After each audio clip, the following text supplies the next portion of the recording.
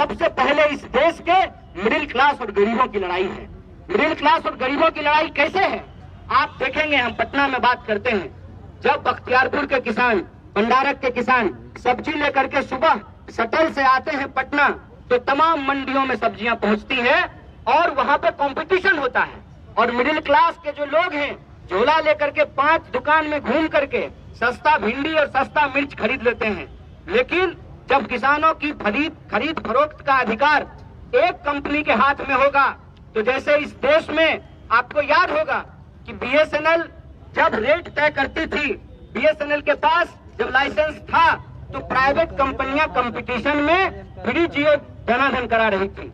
जब से बीएसएनएल समाप्त हो गया है तब से आप देख लीजिए कि लगातार मोबाइल के इस्तेमाल करने का जो रेट है वो बढ़ता जा रहा है।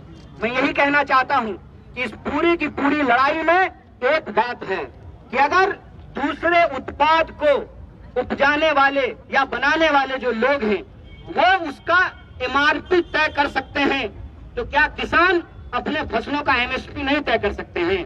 और किसान क्या मांग रहे हैं? किसान कह रहे हैं कि आपने कानून बनाया है तो सबसे पहले जो आप ये दावा करते हैं कि एमएसपी समाप्त नहीं होगा, तो आप यह बात कहिए, आप यह बताइए कि अगर कहीं भी एमएसपी से कम पे खरीद होती है तो ये एक आपराधिक काम होगा, उसके ऊपर क्रिमिनल केस किया जाएगा। आप बिहार का उदाहरण लेकर के देख लीजिए, तमाम फसलों का जो एमएसपी तय किया जाता है उस एमएसपी से नीचे धान की खरीद होती है, मक्के की खरीद होती है, गेहूं की खरीद होती है।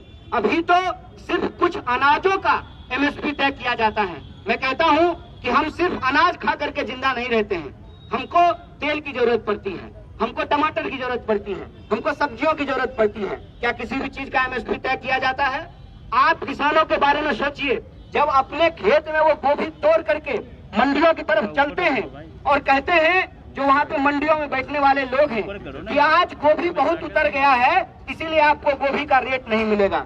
इतना कम रेट मिलता है किसानों को कि कई बार वो खेत में ही फसल छोड़ देते हैं।